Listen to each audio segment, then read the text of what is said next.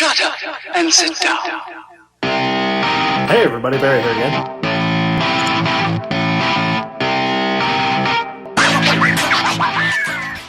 Hey everybody, Barry here again.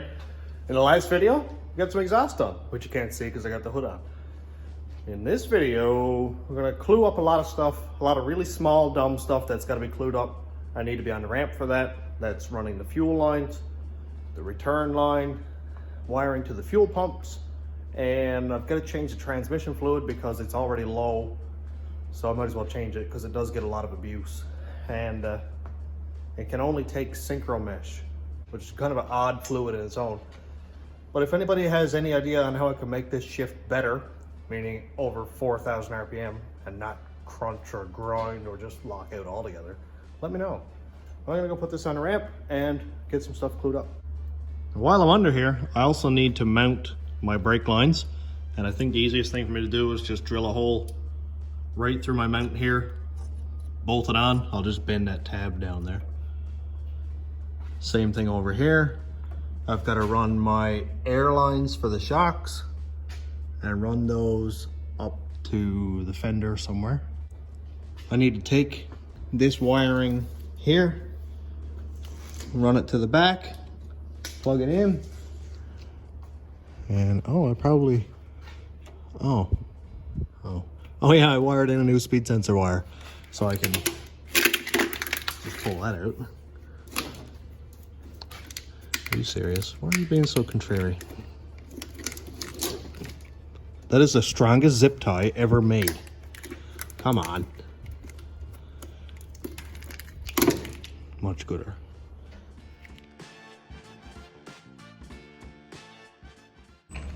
I'm about to drain the fluid wherever I put the socket. There we go. I'm gonna drain the fluid and see what this looks like.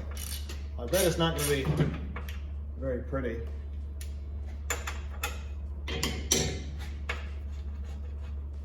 This is the fill plug. I'm just gonna let it vent.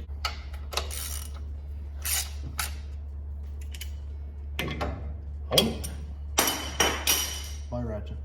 I wonder if there's anything in it, because I did lose a lot. Oh, that's nasty.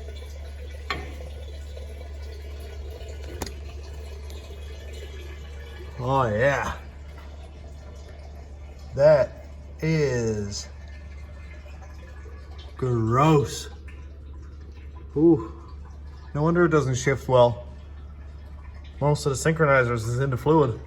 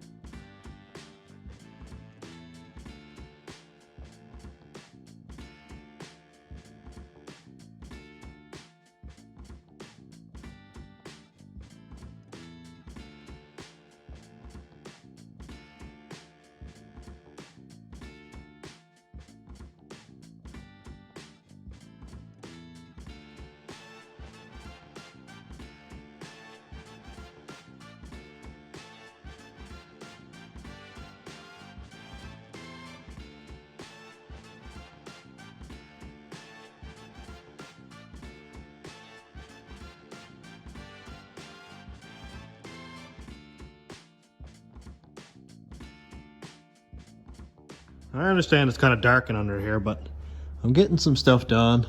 I've got a ground bolt or a ground cable or whatever going to the transmission up to the frame up here, right there. And there's another ground wire that comes across here and goes directly to the starter bolt. That's going to give the starter a really good ground. And then this one here, that big ground wire, goes right here, which is going to be hooked up to the battery. Just a lot less sketchy than that. That was pretty temporary.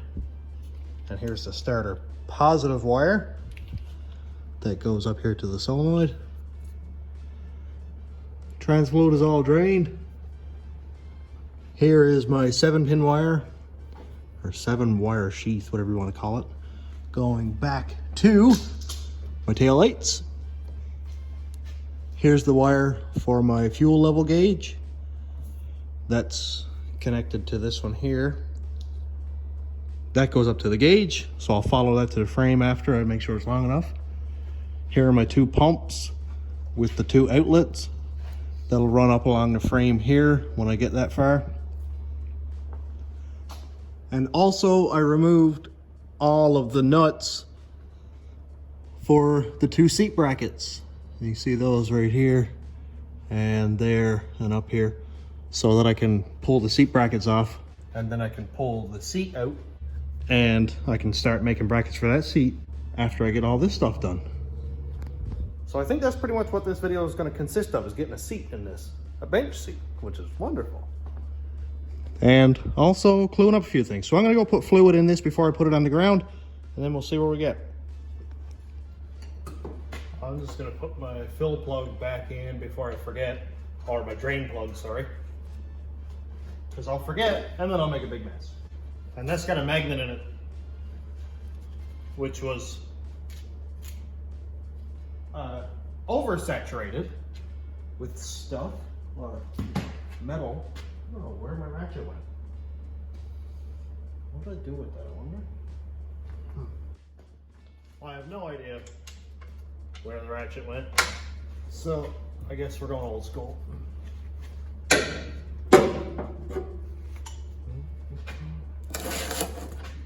get that out of the way.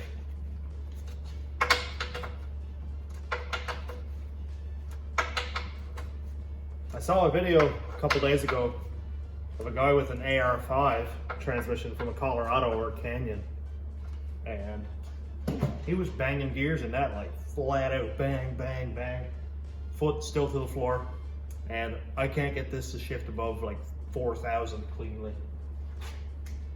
So if I can get one of those, I'll pull this out in a heartbeat. I really don't like this transmission.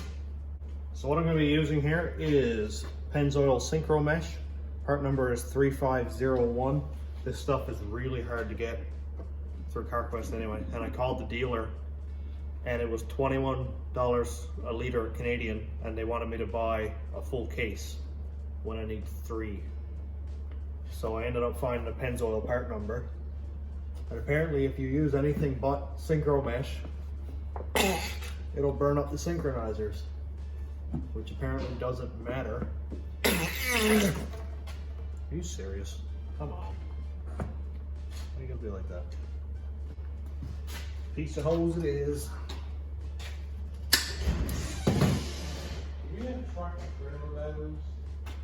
Yeah, 708D and 904D. 708D and 904. Yeah, the 8D ones are about a foot wide. The 904s are about 8 inches wide.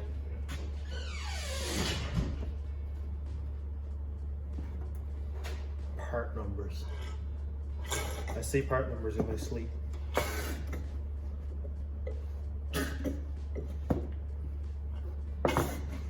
Making some ungodly sounds. This stuff is very watery, actually, which you wouldn't expect. You think transmission fluid or gear oil for a manual transmission would be thick, but this stuff is very thin.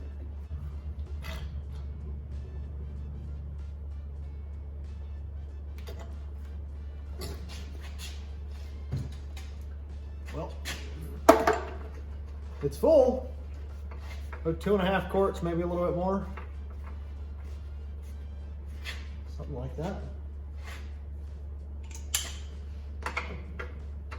I've probably got 2 or 3 sets of half quarts from changing the transmission fluid every year or twice a year. Whenever I pull the engine in, I change fluid anyway, so that's like often. I probably could have grabbed those bottles off my shelf rather than buying all new ones again. Hello, Aaron. 904D is the skinnier one. It's like 8 or 9 inches. No, it's battery lugs. They don't have the wing nuts on them. I think we have lugs to convert it to wing nuts though. Yeah, they're the marine ones over by the electronic connector. We've got fluid.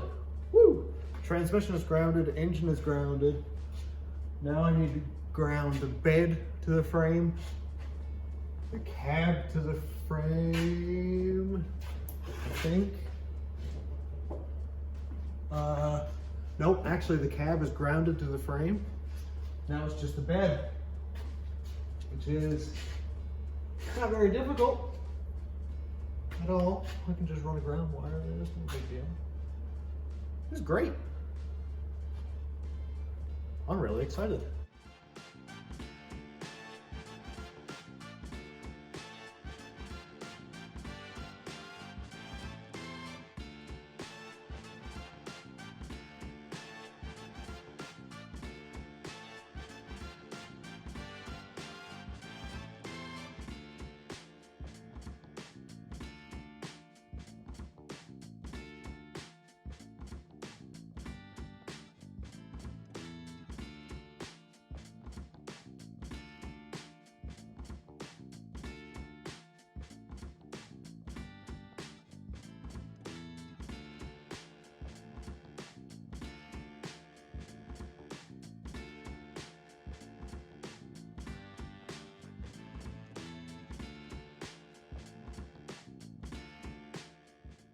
Well, I got some stuff done and some things. Took the seat out and the other seat bracket. And then I swept the floor. I swept inside the truck. And I sprayed a little bit of paint up here. It's still dark. But I don't know if I'm going to have to take these things out or not. That was the loops for my 4-point harnesses. And I need to wire in a couple more things. I got my ignition wired in, so that's done. Hey, there's me. Hello. And I have the fan wired in. I've just got it wired to fan number 1. That's done all over there. And now I'm going to wire in my fuel pumps. Finally. So I got some 2-wire in a gray sheath. That's good stuff. It's this here, and the part number on this is C14-2E. So it's kind of cool. It's just got a red and a black in a sheath. And what I'm going to do for this is down here are my 2 fuel pump wires, pump number 1, pump number 2. I'm just going to split it right here and run it all the way back to the frame in its fashion like this, and then I'll split it, and this will be both power wires for the fuel pumps. Now I know that it's a red and a black, but this is the easiest way for me to run this back to the 2 pumps, have the wires nice and guarded. There's not going to be any corrosion or nicking or anything on it. And then I'll just run 2 separate grounds to the frame. And then the pumps will be wired in very simply. I've got really good grounds on the frame, so I don't mind running my fuel pumps directly to the frame for the ground. And I know most people do that anyway, so I don't even need to talk about it really. Also, I hooked up my fuel sending wire, whatever you want to call it. I've just got to hook up this ground to the frame. So that one, it goes under the truck now, and I got to run it up to the front. And that's going to connect in behind the dash to my fuel level gauge. Always nice to have when you've got a 10-gallon cell and twin turbos. It's not going to be long making that gauge do this to that. So it'd be nice to know when I'm down to fumes. So let's put it on the ramp and get more stuff done. Also, yes, it is getting a 4-inch exhaust. This is a tailpipe off of a diesel Chev truck. And this is 4-inch and goes to 5-inch, but I'm not really a 5-inch exhaust type person, so it's getting that. But I'm gonna cut it up and use it for angles and stuff that I need. And the cool thing is it's got a spot for an oxygen sensor if need be. But I think it's stripped out. So anyways, I'll just weld it up solid.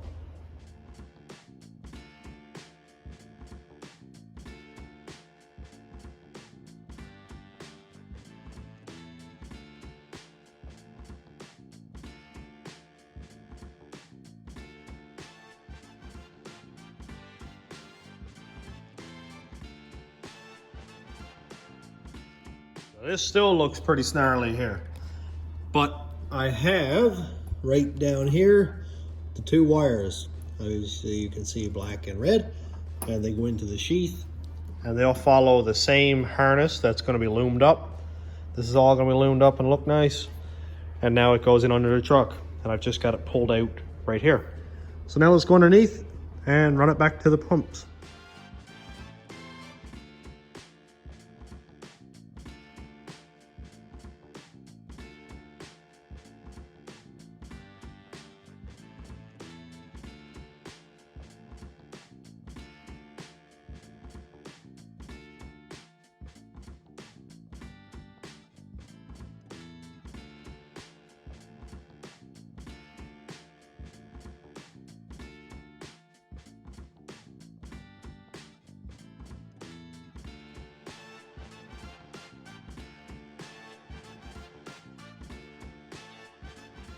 Now this next part is going to be highly controversial. Somebody's going to call me out on it, call me a big dumb idiot who's going to burn my truck down. Go ahead. I have no argument. So what I'm going to use, as you can see here, is a Y. Because of course I have two fuel pumps. So it's going to Y into a single 3/8 line. These are also 3/8. What I'm going to be using to deliver the fuel up to the engine is this. Part number is 27349. This is Gates barricaded fuel injection hose, or Barricade, I guess that's the brand or whatever, but it's fuel injection hose. It is 3/8 inside diameter. Okay, let's read it left to right. So Gates barricade fuel injection hose, 3/8 inch, 225 psi. See that nice and clear.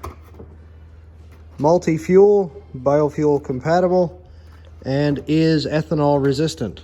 So this is probably the safest thing to use, besides of course the AN PTFE braided hose that's 20 bucks a foot or whatever it is. I just can't really afford it right now. And this stuff works really, really well. It is less than half the price of the PTFE stuff. I know you can buy the real cheap stuff on Amazon, but I'm 100%, 5,000,000% much rather get something made by Gates, who makes hose for various applications, and pay for a good quality material or product. And then up here, now this is going to be probably a little bit controversial also, but I don't have an end to put onto my fuel rail, so I'm going to be using this compression joiner. It's what I have on the Cadillac, it's what I had on the rat rod before, and I'm basically going to compression join this end onto the fuel rail, make sure it's good and tight, no cracks, no leaks, whatever, and then I'll have a barb to clamp this hose onto. And this has worked for me in the past, it works really well, and I've had no issues with it. I'll make 100% sure that I have no leaks, no fumes. I do not want to burn this thing down. I don't want to blow up. I got 2 little girls to go home to. I don't want something stupid like this killing me.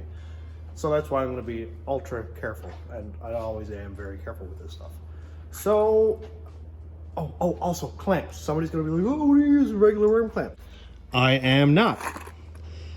This is, well, Carquest, whatever. Part number is 52F1661.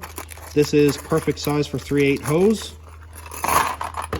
And it has, just like a band clamp on the exhaust, it uses a bolt, and it's got this collar around on the inside here so that it applies even pressure to the hose and it doesn't squat it out like this style does here. It won't cut into the hose. And as for the amount of clamps, I'm going to use 2 on every join, and I like to stagger the clamps in different directions so that they have complete even force applied. So a double clamp is going to give me lots of room, and I could probably put 3 clamps on there if I wanted to, but I don't think it's necessary. This is going to make 100% sure that as long as I tighten these clamps, they aren't going anywhere. And here are the clamps I'm going to be using. You can see here that it'll allow it to be tightened down fully, but not crimp off the line. And also it won't have much space to move around. When that's tightened down really good, it's going to be solid. And the part number on this is kind of messed up, but it's 84-8003 and made by Grody. Believe me, the stuff is like $2.40 a liter. I don't really want to leak it all over the road. So hopefully with all of that aside, hopefully I explained everything well enough. Somebody's still gonna drag me anyway. That's it. That's part of building cars. Everybody does it differently. Everybody has different opinions. I could run steel pipe the whole length of it right up through, but our gas has up to 10% ethanol, and ethanol corrodes metals that are not stainless. I think stainless or anodized aluminum is like the only stuff that doesn't corrode. So give it a year and there'll be a white dusty powder the whole length of the inside of that fuel, and all my injectors will be plugged shut. So something being ethanol resistant, I feel much safer with. Now I do have this. This is a GM quick disconnect on one end and a 3/8 barb on the other end, but it's plastic and it really makes me nervous. I don't want this to be vibrating, and then crack. And then you got 100 PSI through 700 liter per hour pumps, or 600 going everywhere. So if anybody knows for a part number for a steel one like this, could you help me out? I would greatly appreciate it. All I'd have to do is cut my hose off and throw away this barb and then click this one on there, and it would be awesome. I just can't really find a part number on this stuff. I'm not real good at looking it up.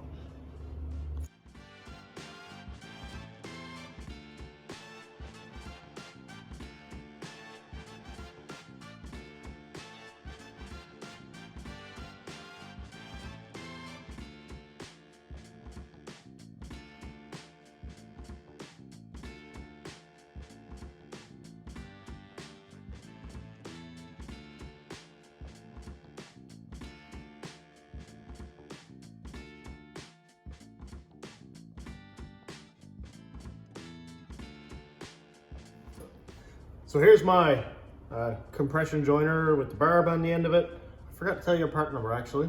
For 3/8 pipe, 3/8 barb is 800-035. And I think it's Dorman Help or Motor Mite or something like that. So this end with the collar in it just slides on over the fuel rail and it gets full engagement. There's lots of room for it. And you just tighten this down. Now I think these are illegal for brake lines. Here anyway, I don't know where anywhere else, but as far as I know, when I looked, they're not illegal for fuel lines. So I guess enough people put them on brake lines, and enough less intelligent people put them on probably too loose or too tight and cracked them, and enough people got hurt that I guess they kind of outlawed them.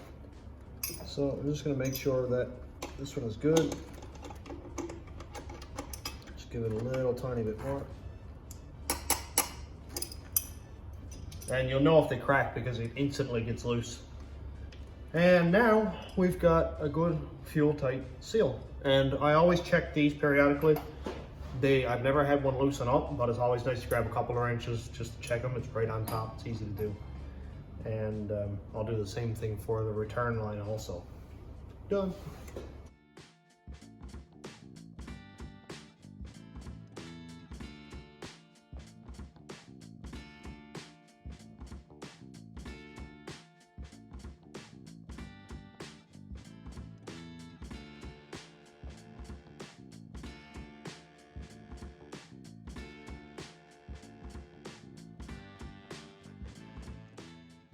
I got the fuel lines hooked up. It's hooked up to the Y and the fuel pump. I've just got to run a couple of grounds from the pumps to the frame. But I'm pretty much ready to get out of this now. There's a lot of fumes going on here. It's been a long day. My eyes are absolutely burning. So I'm going to throw the seat in this and size it up, have a look, and see what kind of bracketry I'm going to have to make. Fingers crossed I can just bolt it right in. But we shall see. Well, let's see if this is going to fit at all. So I am going to be taking this back out again because I want to clean it. I want to do a video on, kind of restoring an old seat. But it'd be nice to know if it fits before I waste time cleaning it up if it doesn't. I don't want to nip my fingers. Oh boy. Out of the way, shifter. Let's see. Wow! Is this actually gonna work? Is this actually gonna work? Wow. Dude, how good does this match the truck? Wow, that is hilarious. I actually think that I could literally drill holes in the floor and bolt this down. My, how sick is that? Look, we can see here how the shifter used to hit my seat. This is so sick. Full range. No, wow. Oliver certainly saved the day with this seat. I don't think I've ever been as excited for a bench seat in my life.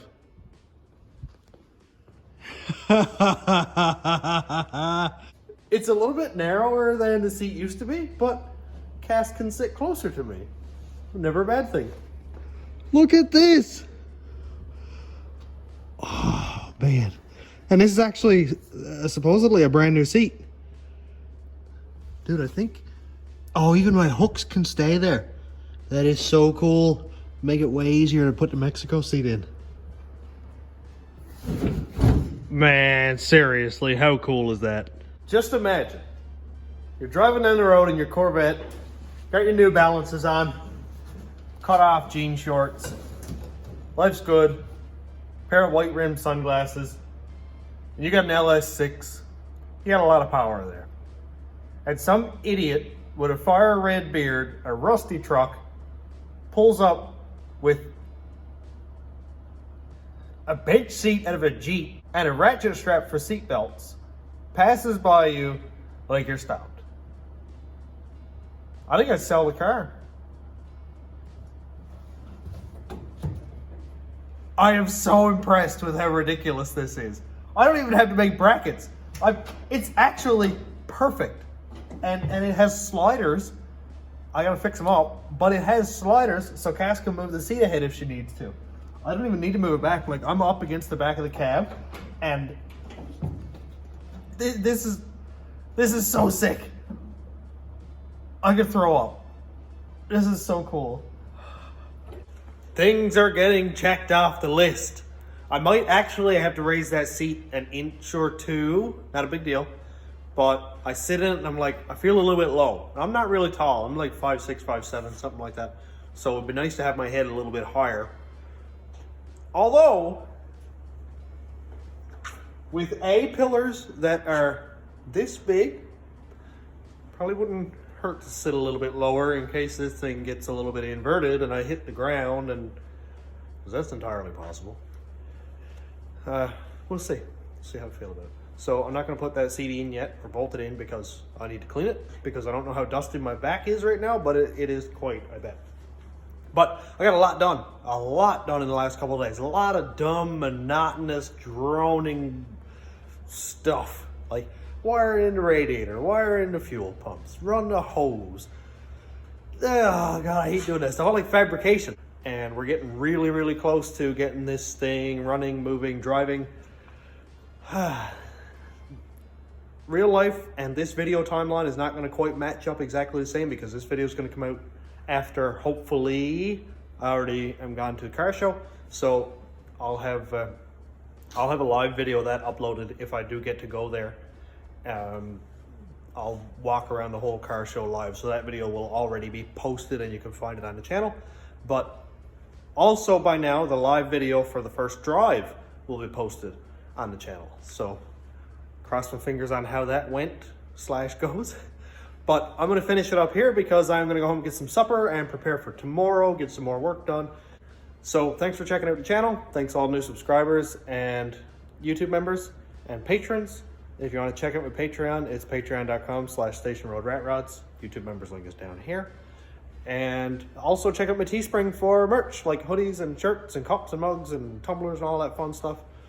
And thanks for watching. Have a great day, everybody.